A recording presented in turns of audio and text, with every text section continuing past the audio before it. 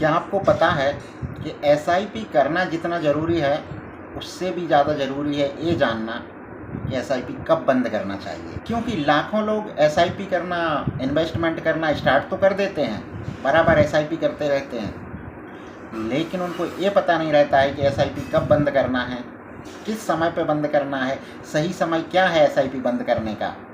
और ये चीज़ पता ना होने की वजह से भी लाखों का नुकसान हो जाता है। और सबसे हैरानी की बात, जो फाइनेंशियल एक्सपर्ट होते हैं ना, वो आपको ये तो बताते हैं कि एसआईपी कब शुरू करना चाहिए, एसआईपी कैसे करना चाहिए, एसआईपी में स्टेप अप कब करना चाहिए, एसआईपी कितने की करना चाहिए, ये सारी चीज़ें बताएंगे फाइनेंशियल एक्सपर्ट। लेकिन ये चीज़ बहुत कम लोग बताते हैं कि एसआईपी बंद करने का सही समय क्या है, कब बंद करना चाहिए एसआईपी।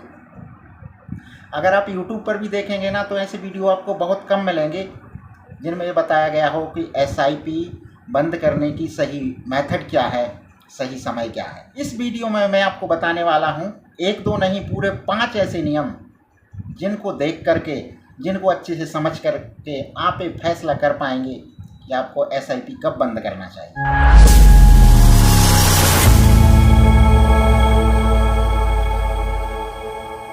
नमस्कार दोस्तों, मैं हूं दीपक और आप देख रहे हैं मेरा चैनल बैल्दी दीपक। अगर आप एसआईपी, म्यूचुअल फंड और फाइनेंशियल मैनेजमेंट को अच्छे से समझना चाहते हैं, आसान भाषा में समझना चाहते हैं, तो इस चैनल को ज़रूर सब्सक्राइब कर लीजिए, क्योंकि यहाँ पर आपको मिलेंगे फाइनेंशियल लर्निंग के वीडियोज़। सबसे पहले तो देखते हैं कि एसआईपी कब बंद नहीं करना चाहिए। दोस्तों, ज़्यादातर लोग सबसे बड़ी गलती जो इन्वेस्टमेंट में करते हैं वो ये है कि मार्केट क्रैश होने पर एसआईपी बंद कर देना। बहुत से लोग क्या करते हैं, जब उन्हें लगता है कि मार्केट गिरने लगा है, उनका जो प्रॉफिट था वो डाउन होने लगा है, प्रॉफिट उनका कम होने लगा है, तो वो एसआईपी करना बंद कर देते हैं और बोलते हैं कि मार्केट तो गिर रहा है, अभी पैसे लगाने का क्या फ़ायदा। लेकिन दोस्तों, ये सबसे बड़ी गलती होती है। क्यों? क्योंकि जब मार्केट गिरता है तब यूनिट प्राइस कम हो जाती है। मतलब जिस भी म्यूचुअल फंड में आप इन्वेस्टमेंट कर रहे थे और जिस भी प्राइस पर आप उसकी यूनिट को ख़रीद रहे थे, जब मार्केट गिरा तो वो जो यूनिट प्राइस है वो कम हो जाएगी। अगर इस टाइम पर अगर आप जो भी एसआईपी करेंगे ना, उसका प्राइस, जो दूसरा जो प्राइस है ना, उसको एवरेज कर देगा। मतलब जो चीज़ आपने कल के दिन महंगी खरीदी हुई थी, आज के दिन वो सस्ती मिल रही है, तो जो ओवरऑल प्राइस होगा ना, एवरेज जो होगा वो कम हो जाता है। और एक सिंपल सी समझने वाली बात है कि जब भी चीज़ों की कीमत गिरती है तब हमें क्या करना चाहिए, खरीदना चाहिए कि बेचना चाहिए। अगर आप मार्केट जाते हैं, आपने देखा होगा, आप सब्जियां खरीदते हैं तो जिस दिन सब्जी महंगी होती है उस दिन आप ज़्यादा खरीदते हैं, या फिर कोई दूसरी ऐसी सब्जी देखते हैं जो कि कम कीमत पे मिल रही हो। आप दूसरी चीज़ें भी देखिए, राशन की चीज़ें देखिए, पेट्रोल डीजल की कीमतें देखिए, सोने चांदी की कीमतें देखिए। जब इनकी कीमत कम होती है तब खरीदना सही रहता है, या जब उनकी कीमत ज़्यादा होती है तब खरीदना सही रहता है। आप खुद फैसला कीजिए और आपको पता चलेगा कि जब मार्केट गिरता है उस समय पर भी चीज़ें सस्ती हो रही हैं ना, म्यूचुअल फंड की यूनिट सस्ती हो रही है, तो उस समय पर बंद करने से आपको नुकसान ही होगा। तो सबसे पहले इस चीज़ को, इस नियम को अच्छे से समझ लें कि मार्केट गिरने पर एसआईपी बंद नहीं करना है। अगर आप मार्केट गिरने पर एसआईपी बंद करेंगे तो आपका जो प्रॉफिट हुआ होगा वो भी कम हो जाएगा, और जो प्रॉफिट के आगे चल के चांसेज होंगे होने के वो भी ख़त्म हो जाएंगे। दूसरे, अगर आप डाउन मार्केट के टाइम पर एसआईपी को इंक्रीज करते हैं, कुछ लमसम इन्वेस्ट करते हैं, तो उस चीज़ में आपको जो फ़ायदा होगा ना, जो नॉर्मल इन्वेस्टमेंट होगा, नॉर्मल एसआईपी होगा, उससे ज़्यादा होगा, क्योंकि इसमें ग्रोथ हमें ज़्यादा मिलेगी। ये चीज़ हमने कम कीमत पर खरीदी हुई है। तो दोस्तों, ये था नियम नंबर 1, एसआईपी कब बंद नहीं करना चाहिए। चलिए अब समझते हैं कि एसआईपी कब बंद करना सही रहेगा। तो जब भी हम म्यूचुअल फंड में इन्वेस्टमेंट शुरू करते हैं, कोई एसआईपी स्टार्ट करते हैं, तो उसके साथ में एक गोल जुड़ा हुआ होता है, एक लक्ष्य रहता है कि हमने ये सेविंग या फिर ये इन्वेस्टमेंट किस लक्ष्य के लिए स्टार्ट की है, किस गोल के लिए हम सेविंग कर रहे हैं, किस गोल के लिए हम इन्वेस्टमेंट कर रहे हैं। ये चीज़ हमेशा जुड़ी रहती है। मैंने अपने प्रीवियस वीडियोज़ में भी ये बताया है कि इन्वेस्टमेंट हमेशा गोल के साथ करें, अगर आप गोल के साथ इन्वेस्टमेंट करते हैं तो वो लंबे टाइम तक चलता है और उसका आपको बेनिफिट मिलता है, क्योंकि जब तक गोल कंप्लीट नहीं होगा तब तक आप उसे ख़त्म नहीं करेंगे। तो फिर बंद कब करना है? तो सिंपल है, जब गोल अचीव हो जाए तो बंद करना है। जैसे आपने सोचा था कि आपको कोई एक चीज़ खरीदनी है, सपोज आपको एक कार खरीदनी है, उसके लिए आपको चाहिए 10 लाख रुपए, 15 लाख रुपए, और आपने उसके लिए एक एसआईपी शुरू कर दी। अब उसको कंटिन्यू करते गए, स्टेप अप करते गए, 5 साल, 6 साल, 7 साल, जितने भी साल, और जब आपका उतना अमाउंट हो गया जो आपने सोचा था, जितने में कार आ रही थी, तो फिर आप एसआईपी आगे क्यों करेंगे? फिर तो आप उस पैसे को विड्रा कीजिए और आप कार खरीदिए, आपका गोल अचीव हो गया। इसी तरीके से दूसरे गोल्स भी हैं, जैसे बच्चों के एजुकेशन के लिए, फॉरेन टूर के ट्रिप के लिए, या फिर घर खरीदने के लिए, रिटायरमेंट के लिए। जिस भी चीज़ के लिए आपने इन्वेस्टमेंट स्टार्ट किया था वो गोल अचीव हो गया है, तो फिर आगे इन्वेस्टमेंट कंटिन्यू रखने का कोई पर्पज़ नहीं रहता, कोई रीज़न नहीं रहता, तो फिर आप उस एसआईपी को बंद कर सकते हैं। ये होता है सही समय एसआईपी को बंद करने का। रिटायरमेंट के लिए मैं अगले स्टेप में बताऊंगा, रिटायरमेंट के लिए हमें किस तरीके से प्लानिंग करनी है, एग्जिट। दूसरी चीज़, जब आप एसआईपी बंद कर देते हैं तो सारे के सारे पैसे को आप तुरंत विड्रॉ कर लेंगे क्या? नहीं, ये भी सही टेक्निक नहीं है। इसके लिए सही ट्रिक क्या होगी कि जिस तरीके से आपने एसआईपी की करते टाइम पैसे के थोड़े थोड़े अमाउंट को थोड़े थोड़े टाइम इंटरवल के बाद इन्वेस्ट किया था, तो आप एग्जिट के लिए भी सेम स्ट्रेटजी यूज कर सकते हैं कि आप थोड़ा थोड़ा अमाउंट, सारा पैसा एक साथ ना निकाल के 10%, 20%, 25%, जितना भी आपको सही लगे, थोड़े थोड़े इंटरवल के बाद, मान लो एक एक वीक के अंदर अंतर से, या फिर 15 दिन के अंतर से, या फिर एक एक महीने के अंतर से इस पैसे को एग्जिट कीजिए म्यूचुअल फंड से और उसको एफडी में या फिर दूसरी चीज़ में उसको जमा कर लीजिए। तो ये हो जाएगी सही एग्जिट की टेक्निक, और इसको बोलते हैं गोल अचीव होने पर एसआईपी को बंद करना। ये था हमारा नियम नंबर 2। अब आइए चलिए देखते हैं रिटायरमेंट के लिए एसआईपी क्या कर रहे हैं अगर, तो उसके लिए क्या करना है। तो दोस्तों, अगर आपने रिटायरमेंट प्लानिंग के लिए एसआईपी स्टार्ट की है, तो जब आपका रिटायरमेंट का टाइम आ जाता है तो भी उस पैसे को एक साथ नहीं एग्जिट करना है, सारे पैसे को एक साथ विड्रॉ नहीं करना है। तब आप यूज कर सकते हैं एक दूसरी मेथड जिसको बोलते हैं SWP, सिस्टमैटिक विड्रॉवल प्लान। इसमें क्या होता है कि थोड़ा थोड़ा अमाउंट, जितना आपकी मंथली खर्चे हैं, एक महीने के खर्च के लिए जितना पैसा लगता है, उतना उतना पैसा आप उससे हर महीने एग्जिट करते जाएंगे। आप अमाउंट चूज कर लें और टाइम की फ्रिक्वेंसी चूज कर लें, उतना पैसा अपने आप म्यूचुअल फंड से विड्रॉ होकर के आपके सेविंग अकाउंट में आता जाएगा।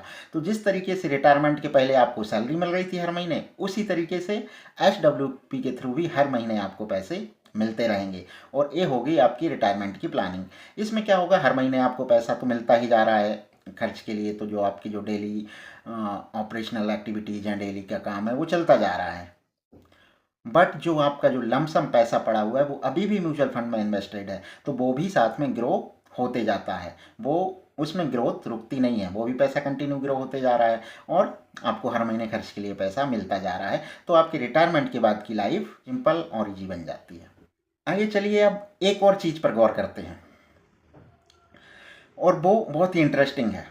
इसमें क्या होता है कि अक्सर लोग क्या देखते हैं कि जब उनका म्यूचुअल फंड का ग्रोथ हो जाती है, पैसा उनका बढ़ जाता है, किसी का 10%, 20%, 30%, 40%, तब अक्सर लोग सोचते हैं कि यार इतना फ़ायदा हो रहा है, चलो इस पैसे को एग्जिट कर लेते हैं, अब एसआईपी को बंद कर देते हैं।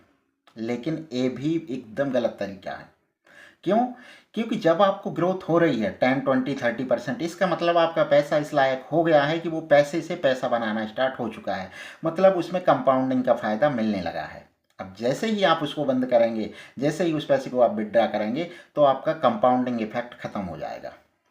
कंपाउंडिंग इफेक्ट खत्म हो जाएगा मतलब जिस स्पीड से आपका पैसा ग्रो हो रहा था उस स्पीड से ग्रो होना बंद हो जाएगा। आपने जैसे वो पैसा विड्रा किया, आपके कंपाउंडिंग का फ़ायदा मिलना बंद हो गया। अब आप अगर फिर से भी एसआईपी करते हैं तो फिर से आपकी शुरुआत जीरो से होगी, और जितना टाइम आपको अब तक लगा था उस पैसे को ग्रो होने में, फिर से आपको उतना ही टाइम देना पड़ेगा, तब वो पैसा ग्रो हो पाएगा। तो यहाँ पर मैं एक सलाह देना चाहूँगा कि रिटर्न के पीछे मत भागें। इस चीज़ के पीछे बिल्कुल मत भागें कि आपका पैसा कितने % बढ़ चुका है। आपने इन्वेस्टमेंट स्टार्ट किया था एक गोल के लिए, एक पर्पज के साथ में इन्वेस्ट किया था, तो उस पर्पज से स्टिक रहिए, अपने गोल को मत छोड़िए। जब तक आपका गोल पूरा ना हो जाए तब तक इन्वेस्टेड ही रहना है उसमें, तब तक उस पैसे को विड्रॉ नहीं करना है। जब आपका गोल पूरा हो जाए तब उसके लिए किस तरीके से विड्रॉ करना है ये मैंने स्टेप नंबर 2 में बताया हुआ है। उसके लिए भी स्टेप अप विड्रॉवल की टेक्निक मैंने बताई हुई है कि थोड़े थोड़े समय के अंतर से आप उस पैसे को विड्रॉ कर सकते हैं। अब आप सोच रहे होंगे कि इससे क्या फ़ायदा होगा, तो इससे भी सब फ़ायदा होता है। जिस तरीके से हमें एसआईपी से फ़ायदा होता है ना, हम सारा पैसा एक साथ लमसम में क्यों नहीं कर रहे हैं, क्योंकि अगर हम एसआईपी के थ्रू करते हैं, थोड़े थोड़े मंथली इंटरवल के साथ में थोड़ा थोड़ा अमाउंट करते हैं, तो हमें फ़ायदा मिलता है एवरेजिंग का।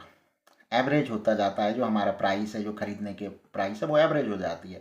तो इसी तरह की जब हम विड्रॉ करेंगे ना, तो उस टाइम पर भी हमें एक साथ विड्रॉ ना करके अलग अलग टाइम इंटरवल पर 4 से 5 टाइम इंटरवल पर करेंगे ना, तो उसमें भी हमारा जो सेलिंग प्राइस होगा ना उसमें एवरेज होगा। कभी कम प्राइस पर बिका हो सकता है, नेक्स्ट वीक में जो आप विड्रॉ कर रहे हैं वो ज़्यादा यूनिट प्राइस पर विड्रॉ हो रहा हो, तो हमें टोटल एवरेज प्राइस मिलता है, तो उसमें भी हमें बेनिफिट होता है। तो दोस्तों अभी तक हमने कौन कौन से नियम देखे। नंबर 1, एसआईपी कब बंद नहीं करना चाहिए, तो मार्केट गिरने के टाइम हमें एसआईपी बंद नहीं करना है। नंबर 2, गोल अचीव होने पर हमें एसआईपी को बंद कर सकते हैं। गोल अचीव हो गया तो फिर आगे और एसआईपी करने का कोई मतलब नहीं है। नंबर 3, रिटायरमेंट के लिए हमें एसडब्ल्यूपी का यूज करना है। और नंबर 4 मैंने क्या बताया है कि रिटर्न के पीछे नहीं भागना है। भागना कहाँ है हमें, गोल के पीछे। जब हमारा गोल अचीव हो जाए तब एसआईपी बंद करना है, रिटर्न को देख करके एसआईपी बंद ना तो बंद करना है और ना ही रिटर्न को देखकर एसआईपी स्टार्ट करना है। कि ज़्यादातर लोग क्या करते हैं कि सबसे अच्छा फंड कौन सा है जो सबसे ज़्यादा रिटर्न दे रहा है उसमें इन्वेस्ट कर देते हैं, लेकिन वो तो पास्ट रिटर्न है। पास्ट रिटर्न फ्यूचर रिटर्न की गारंटी नहीं होती। हो सकता है पिछले 5 साल से जो फंड अच्छा परफॉर्मेंस कर रहा है अगले साल हो सकता है वैसा ना करे, उससे कम करे। वैसे इसके चांस कम होते हैं बट हो भी तो सकता है। तो इसलिए पास्ट रिटर्न जिस तरीके से गारंटी नहीं होता है फ्यूचर के अच्छे रिटर्न की, उसी तरीके से जो हमें ऑलरेडी रिटर्न मिल गया है उसको हम विड्रॉ कर लेंगे तो भी हमें उतना प्रॉफिट नहीं होगा, हम अपना प्रॉफिट लूज कर देते हैं। आइए चलिए अब देखते हैं 3 ऐसे सिंपल तरीके जिनमें एसआईपी बंद करना फायदेमंद है। सबसे पहला, गोल अचीव होने पर एसआईपी बंद कीजिए। ये तो थंब रूल है, आप याद रखिए। गोल अचीव हो गया है, अब आप एसआईपी को बंद कर सकते हैं, पैसे को विड्रॉ कर सकते हैं और जिस गोल के लिए पैसा आपने इन्वेस्ट किया था उस गोल को कंप्लीट कर सकते हैं। नंबर 2, रिटायरमेंट हो गया है तो विड्रॉ नहीं करना है। रिटायरमेंट का टाइम आ गया है तो एसडब्ल्यूपी करना है, जिससे हर महीने थोड़ा थोड़ा पैसा विड्रॉ हो करके आपके सेविंग अकाउंट में आता जाएगा और आपका जो मेन कैपिटल अमाउंट है ना वो ऑलरेडी ग्रो करता रहेगा। अब एक और ऐसा तरीका होता है जब हमें एसआईपी बंद कर देना चाहिए, वो होता है कि फंड का परफॉर्मेंस। देखिए जो भी म्यूचुअल फंड होता है, जब भी वो म्यूचुअल फंड बनता है मार्केट में आता है तो वो अपने लिए एक बेंचमार्क चूज करता है। बेंचमार्क मतलब जिस चीज़ के साथ उसे कंपेयर किया जाएगा, तो हमेशा उस म्यूचुअल फंड का रिटर्न उसके बेंचमार्क से ही कंपेयर किया जाता है।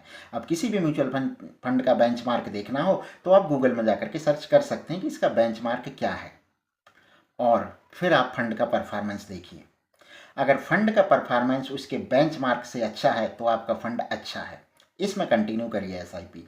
और अगर आपके म्यूचुअल फंड का परफॉर्मेंस उसके बेंचमार्क के परफॉर्मेंस से डाउन जा रहा है, मतलब बेंचमार्क जो है उसका तो अच्छा रिटर्न है लेकिन आपके म्यूचुअल फंड का रिटर्न उससे कम है, तो इसका मतलब आपका म्यूचुअल फंड सही नहीं है, वो बेंचमार्क की कंपेरिजन में कम रिटर्न दे रहा है। तो ये डिसाइड हो गया कि कौन सा म्यूचुअल फंड अच्छा है, कौन सा म्यूचुअल फंड खराब है। तो खराब म्यूचुअल फंड अगर कंटिन्यू खराब परफॉर्मेंस दे रहा है लगातार 2 साल, 2.5 साल, 3 साल, 3 साल से ज़्यादा नहीं, अगर 3 साल तक कोई म्यूचुअल फंड अपने बेंचमार्क से नीचे परफॉर्म कर रहा है तो आप उससे एग्जिट हो जाइए, आप उसमें एसआईपी करना बंद कर दीजिए, क्योंकि जो लगातार 3 साल में इंप्रूव नहीं कर पाया जो म्यूचुअल फंड, वो आगे भी नहीं कर पाएगा। तो आप दूसरा फंड चूज कर सकते हैं और दूसरे फंड में एसआईपी स्टार्ट कर सकते हैं। तो याद रखिए 5 थंब रूल। नंबर 1, मार्केट गिरने पर एसआईपी बंद नहीं करना है। नंबर 2, गोल अचीव होने पर ही एसआईपी बंद करना है और उसके लिए एग्जिट टेक्निक यूज करना है। नंबर 3, रिटायरमेंट के लिए एसडब्ल्यूपी यूज करना है। याद रखिए एसआईपी स्टार्ट करना आसान है, एसआईपी कोई भी स्टार्ट कर सकता है, लेकिन अगर आप सही एग्जिट स्ट्रेटजी यूज करते हैं, आपको पता होता है कि एसआईपी कब और कैसे बंद करना है, तभी आप बनते हैं एक सफल इन्वेस्टर। अगर ये वीडियो आपको पसंद आया हो, आपको कुछ नई चीज़ सीखने को मिली हो, तो इस वीडियो को लाइक करें, कमेंट में बताएं कि आप कब से एसआईपी कर रहे हैं, और म्यूचुअल फंड इस बेसिक सीरीज की अगली वीडियो देखने के लिए इस चैनल को सब्सक्राइब जरूर कर लें। यहाँ पर आपको मिलते रहेंगे इसी तरीके के फाइनेंशियल लर्निंग के वीडियोज़। तो मिलते हैं नए वीडियोज़ में, जिसमें मैं लेकर के आने वाला हूँ एक और ही इंटरेस्टिंग टॉपिक, वो भी आसान भाषा में।